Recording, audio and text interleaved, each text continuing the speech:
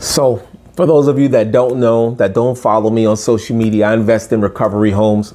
I'm Coach Mitchell H, but you could just call me Mitchell H. So I've been investing in recovery homes and transitional homes since I think 2017 was the first year that I got started. And now I do a lot of consultations.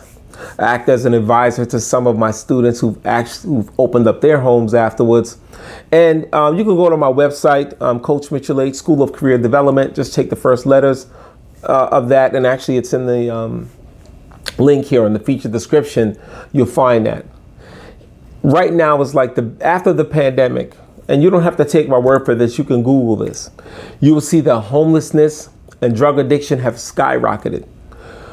A lot of states, like big cities like Los Angeles within California, Philadelphia, New York City, Atlanta, DC, Baltimore, and even a lot of the smaller states that have high drug addiction, especially opiates.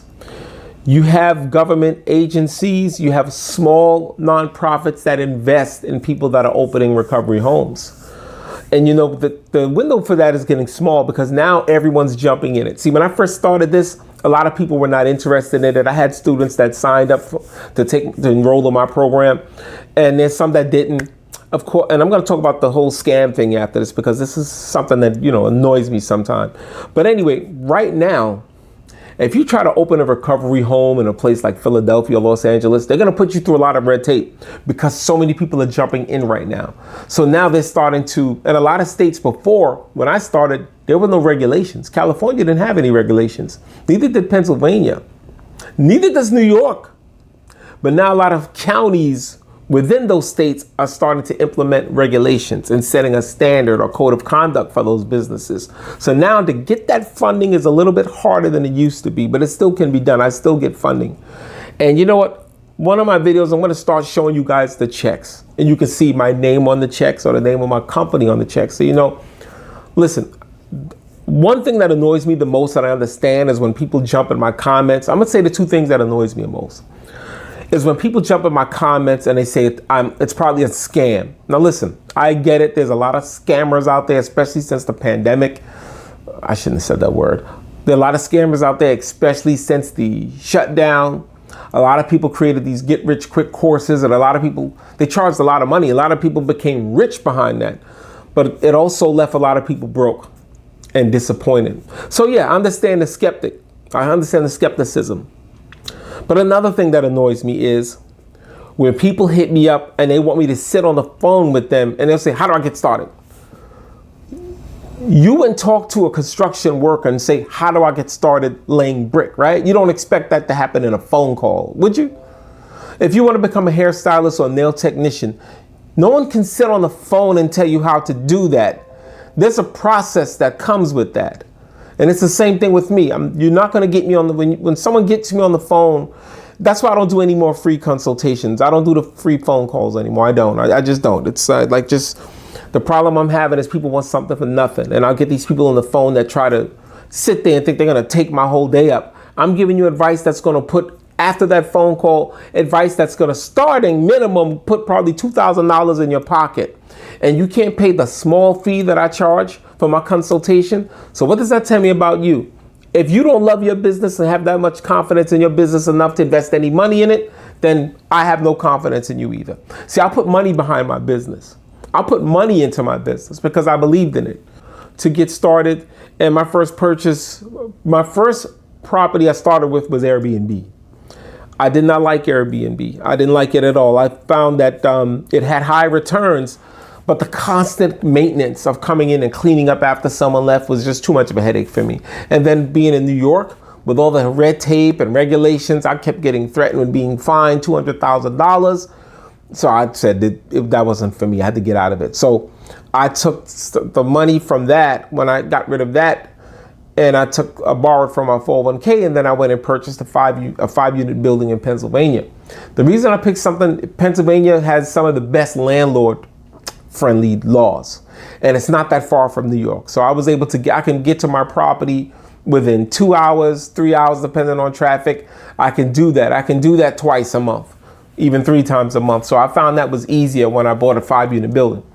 But back to the point that I'm making. I don't want to drag this video out, but it pays. The recovery transition. You first got to define your demographic. Who is your demographic? You have different people. So me, I'll give you an example of some of the demographics that I ran to.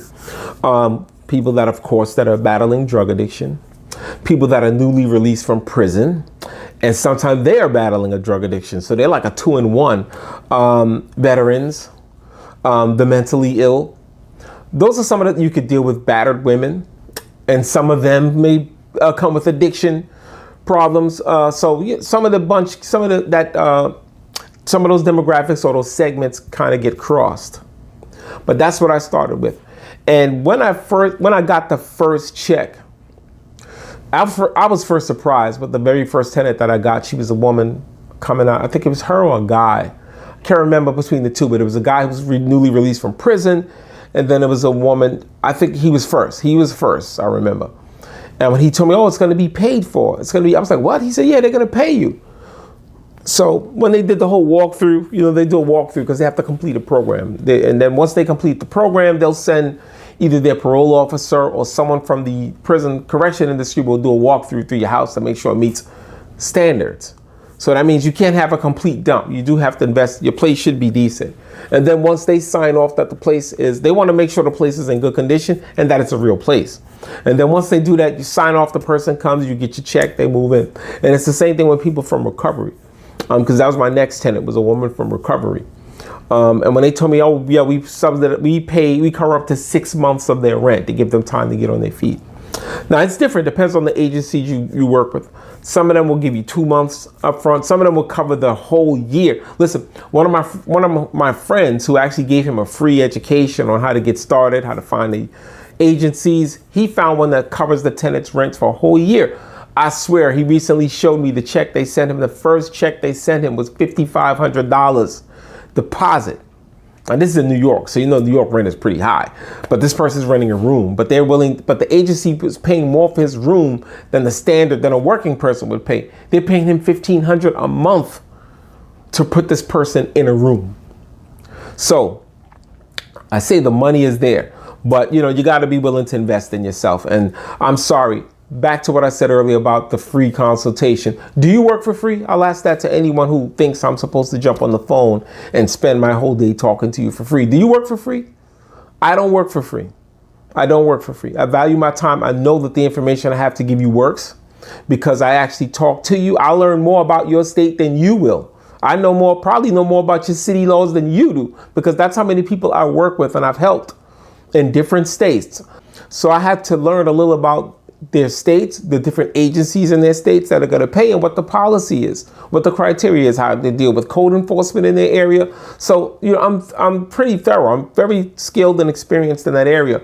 And I know that I have value. I know that I can get you started. I know that I haven't had one student that had enrolled in my program that told me that they didn't do well. Not one. Some of them sooner than later. One student, within 3 months, he was up and running with a 6-unit. And he put 2 beds. Yes, not 6-unit. Excuse me. I apologize for that. It was a 3-bedroom that he put 6 beds in. So he was getting 6 incomes. And this was within 3 months. He was actually, I think, on my, I featured him one time. One other young woman that I've worked with, she started, aged out youth. That was her demographic. I helped her get $4,000 a month per person. Because when you're dealing with children that age out of the foster home, that's teens ages 17 to 21, the tweens.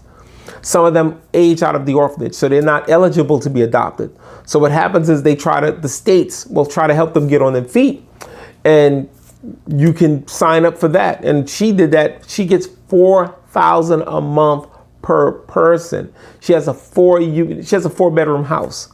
So that's 4 tenants or 4 residents she has in there.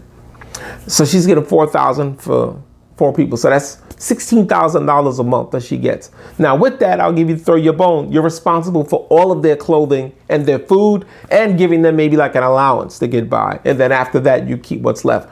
But I know people who do that and they cut corners or whatever. But the more services you provide, actually, the more money you make.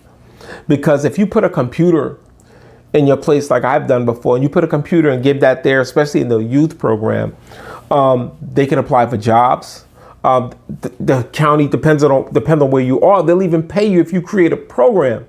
So I helped her to create a program. So not only is she getting money per person in there, she's getting money for running her program.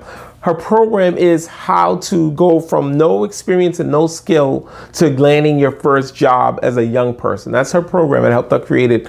It's a 12-step program we got together and created for her. So now she's getting paid, I think $800 a month on that.